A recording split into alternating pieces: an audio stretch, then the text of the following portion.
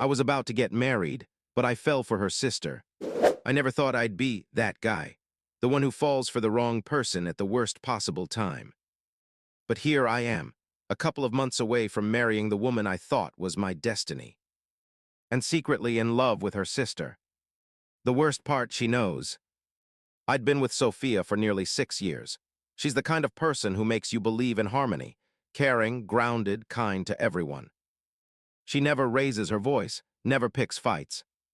The kind of woman who remembers how you take your coffee and sends birthday wishes to even distant acquaintances. We met at an art exhibit in New York. I was there for work. She was helping organize it. She accidentally spilled juice on me, apologized 1,000 times, and offered to buy me a drink to make up for it. That's how it started, simple, ordinary, safe. For years, that was enough. I loved the stability she gave me, the calm in her eyes, her belief in the goodness of people. I'd never had that before. But then came Clara. I first met Clara at a family dinner, about a year into dating Sophia. She walked in like she owned the world, confident but not arrogant, with a kind of beauty that makes you forget how to breathe for a moment. If Sophia was soft and steady, Clara was a whirlwind of light. Her laugh came too easily, her gaze lingered too long. And that first night when she looked at me, I felt like she saw something in me that Sophia never noticed, something raw, unguarded. She was 25 then, still figuring herself out, bouncing between jobs and hobbies. Sophia worried about her, called her too impulsive. I just thought she was alive. At first, I brushed it off. Attraction is normal. I told myself it was harmless, that I'd never cross the line. But over time, something shifted. She'd show up at Sophia's apartment barefoot, humming to herself, rummaging through the fridge in oversized sweaters that practically begged to be touched. And every time she appeared, I'd leave the room, because otherwise I'd start to stare. It wasn't love at first sight. It was slow, creeping, dangerous. One night changed everything. Sophia had a headache and went to bed early.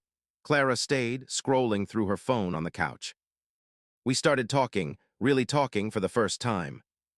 About books, about longing, about how both of us felt like we were living lives that didn't quite fit who we were. There was a moment when the air grew thick, when silence said too much.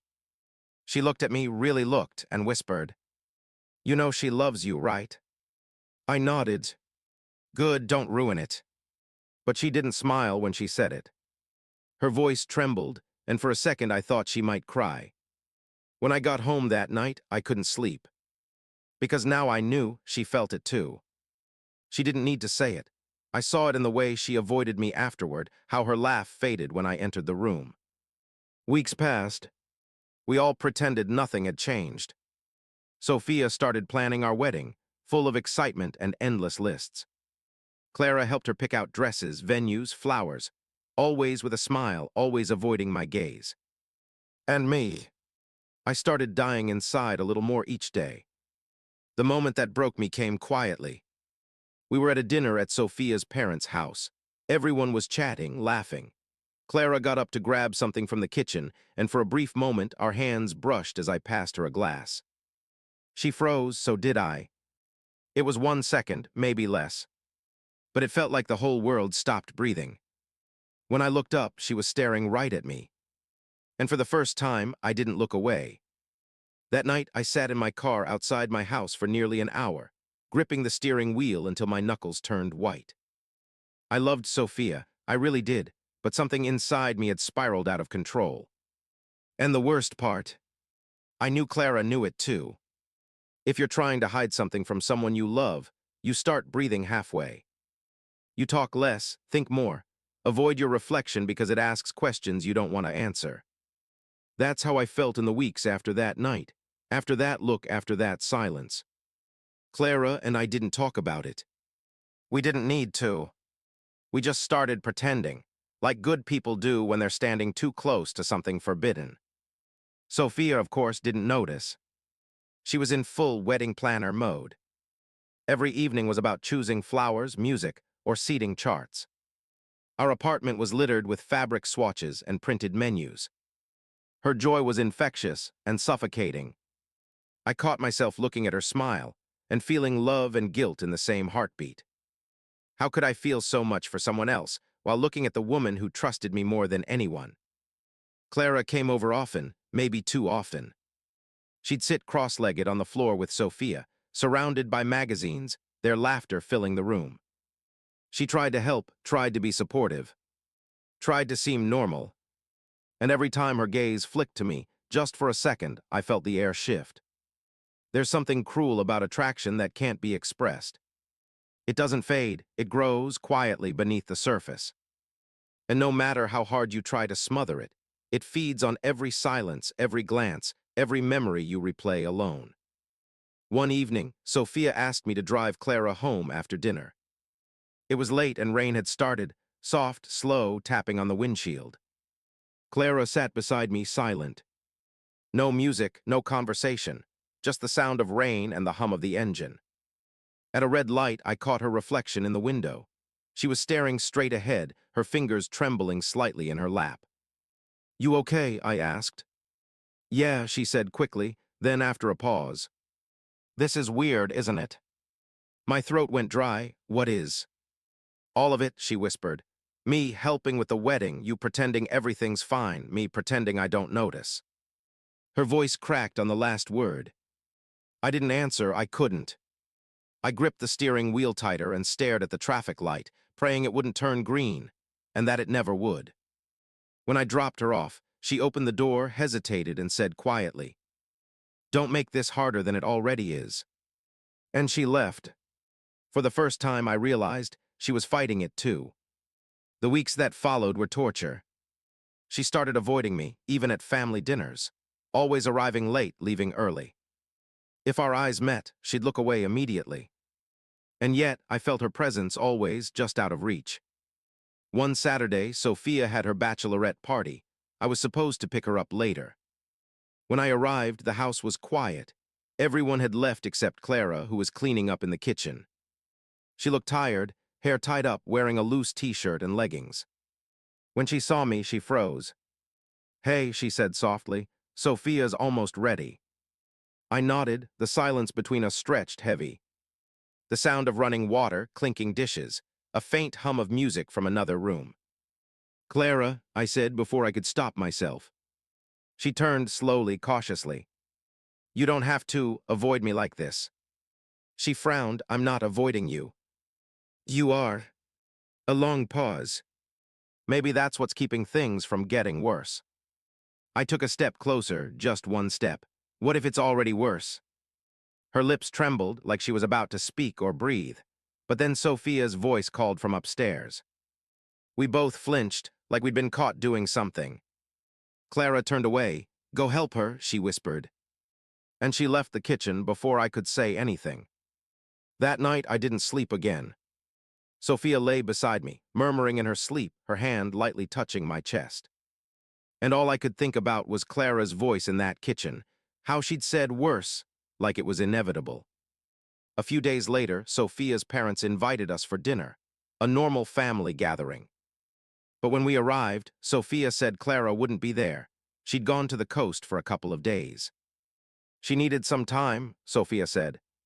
She smiled, but something in me broke. The whole evening, I pretended everything was fine. Laughed, nodded, kept the conversation going, and all the while, I wondered where Clara was and if she'd left because of me. She was gone for 2 weeks. No texts, no calls, nothing. Like someone had turned down the volume on the world. When she came back, she was different, calmer, more distant. She hugged Sophia, greeted me like a polite stranger, and smiled. Polished, rehearsed, devastating. Later that evening, while Sophia was in another room, Clara looked at me and said quietly, "I'm leaving in a month, got a job in Portland." I froze. "That's great," I managed, though my chest tightened. She nodded. "Yeah, it's what I need." Then softer, "It's what we need." And she walked away. That night, I told myself it was for the best. That I'd finally be able to breathe. That the universe was fixing my mistakes before they could destroy everything. But watching Sophia fall asleep beside me, smiling even in her dreams, I realized something terrifying. I didn't want to be fixed. They say every love story has a point of no return. Ours came 3 weeks before the wedding. Sophia's friend threw her a small bachelorette party. Just close friends, family, laughter, cheap wine, and that nervous anticipation that comes before big changes. I wasn't supposed to be there, but I was picking her up afterward to drive her home. When I arrived, it was late, past midnight. The music had faded. Laughter had turned to half-drunk whispers and sleepy goodbyes. Clara opened the door. Her hair was loose, slightly messy, lipstick worn off. She wore an oversized sweater slipping off one shoulder, revealing a sliver of skin that made my pulse skip. "Hey," she said softly. "They're still cleaning up. Sophia's upstairs grabbing her things." I nodded, "I'll wait." She hesitated, then stepped aside to let me in. The living room was dimly lit, just a soft glow from a corner lamp. Empty wine glasses on the table, confetti on the floor. The air smelled of vanilla candles and cheap Risset. Clara sat on the couch, tucking her legs beneath her. I stayed standing, too aware of the distance between us. "You look tired," I said, trying to sound casual. "Long day," she muttered, then after a pause. "You know, I didn't think I'd be here. At the wedding, I mean." There was no bitterness in her tone, just sadness, resignation. Like she'd already said goodbye to something no one else knew about. "You're her sister," I said quietly. "Of course you should be here." "Yeah," she whispered, "her sister." The silence that followed wasn't empty, it was electric. I could hear her breathing. I could hear mine. "How's Portland?" I asked just to fill the quiet. She gave a faint smile. "Hasn't even started yet, just wrapping things up here." "When are you leaving?" "Soon," she said, looking at her hands. "Probably before the wedding." That hit harder than I expected. "You're not staying for it." She shook her head. "I don't think I can." For a moment, the room tilted. "Sophia will be upset," I said, though my voice was more like a whisper. "She'll understand," Clara replied. "She always does." Then she looked at me, really looked. And everything I'd been holding back for months, guilt, longing, denial, cracked open all at once. "Stop looking at me like that," she said softly. "Like what?" "Like you're trying not to." That sentence hit like a confession and a challenge at once. I took a step forward without realizing it. She didn't move. "Clara." "Don't," she said quickly, her voice shook. "Please don't make it harder." "I'm not trying to," I said. "I'm just—" "You're marrying my sister." That should have ended it. But she didn't back away. And neither did I. The air between us was alive, charged, dangerous. Every thought screamed, "Stop," but my heart whispered just once. She looked at me again, eyes shining, jaw tight. And in that moment, I swear, if Sophia hadn't been upstairs, if the world had given us 5 more seconds, I would have done something that couldn't be undone. But then footsteps sounded in the hallway. Sophia's voice, cheerful, light, cut through the tension like a knife. "Hey, you're here. Give me a sec, I'll grab my bag." Clara blinked, stepping back like she'd snapped out of a spell. She turned to the window, arms crossed, breathing heavily. I swallowed the words clawing their way out and forced my voice to sound steady. "I'll wait outside." She didn't answer. As I reached the door, I heard her whisper, so quiet I wasn't sure it was real. "I wish I'd met you first." That sentence haunted me. It echoed in my head every night, every morning, every time Sophia smiled and said how excited she was to marry me. Because the truth was, I wished it too. The next day, Clara texted Sophia that she had to leave earlier than planned. No explanations, no goodbye. She just vanished. Sophia was upset but didn't make a big deal of it. "You know how she is," she said, "hates goodbyes." I nodded, pretending I understood. But inside, it felt like someone had quietly ripped out something vital. In the weeks that followed, I tried to bury it all under the chaos of wedding preparations. Guest lists, suit fittings, endless details. But sometimes at night, when I was alone, I'd open my phone, hover over Clara's name, and my finger would tremble over the screen. I never texted her. Not once. Because if I did, I knew I wouldn't stop. 3 days before the wedding, I checked the mailbox and found an envelope with no return address. Inside was a note written in Clara's handwriting. "You'll be a good husband, just not to her." I sat on the steps for what felt like hours, staring at that line until the ink blurred from my tears.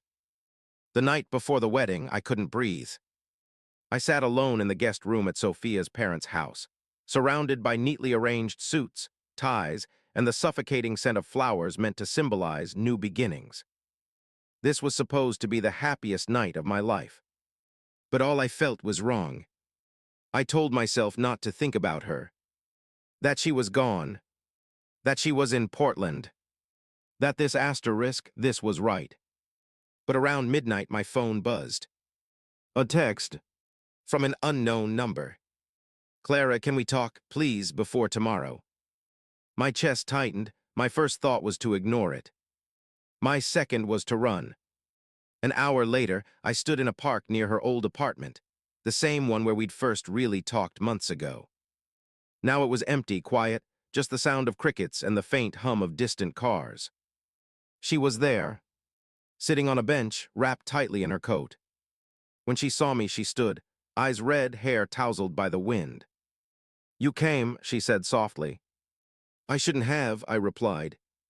"I know," she whispered, "but you did." For a long time, we didn't speak.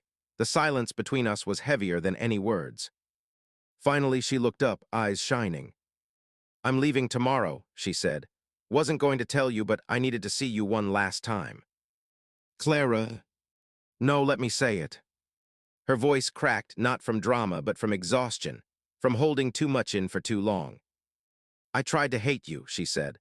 "Tried to convince myself it was all in my head, how you look at me, how it feels when we're in the same room. But I couldn't, because I knew, I always knew." She took a shaky breath. "And I know you love her. I know she makes you happy. I know you chose her, but—" She trailed off, tears streaming down her cheeks. "I just wish it had been different, that we'd met sooner, before all this." My throat closed up.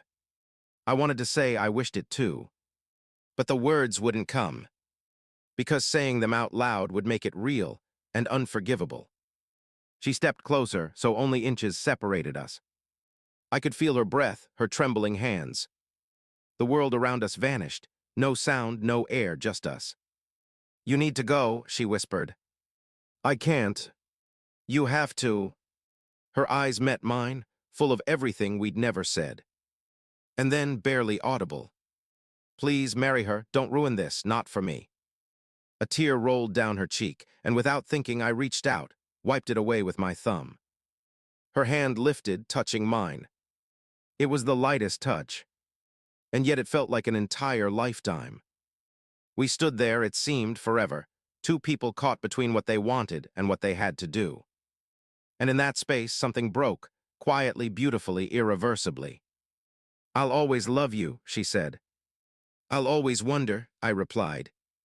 She smiled, not a happy smile, but the kind that comes when you finally stop fighting what can't be changed. Then she leaned forward and pressed her forehead to mine.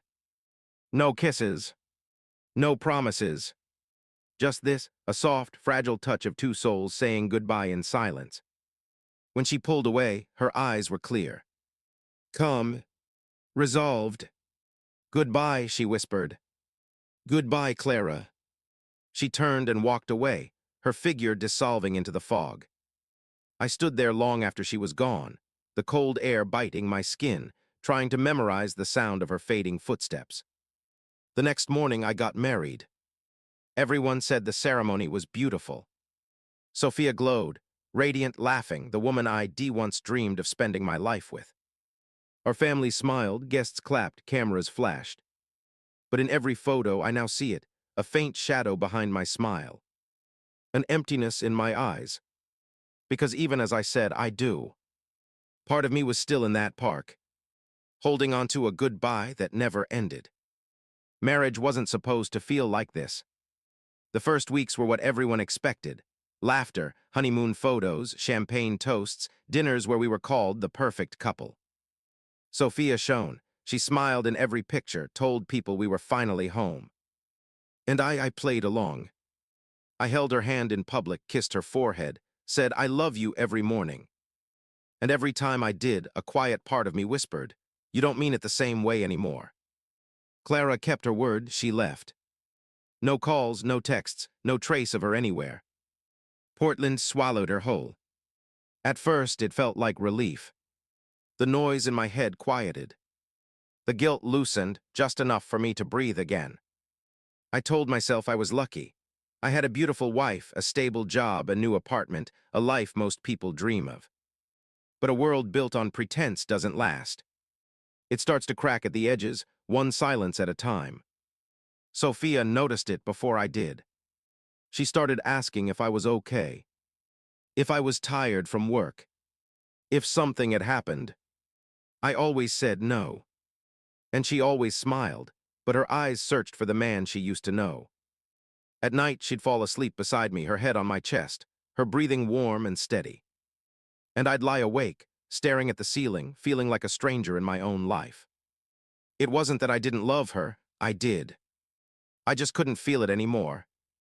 Because every time she laughed, I heard Clara's echo.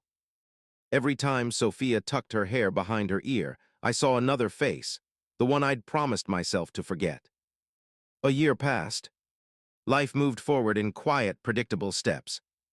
Birthdays, family dinners, work promotions. Sophia started talking about kids. And every time she brought it up, something in me froze. Not because I didn't want to be a father, but because I didn't want to bring a child into a life built on half-truths. But I nodded, smiled, said someday. And then one day, out of nowhere, Sophia found an old photo. It was from her bachelorette party, the one Clara had thrown. We were all in the shot, Sophia in the center, glowing with happiness, her friends around her, and in the background, Clara and me. Our eyes locked, even in the photo. Sophia held the picture for a long time before speaking. "You and Clara were always close, weren't you?" Her tone was light, but her smile didn't reach her eyes. "Not really," I said. "She just got along with people easily."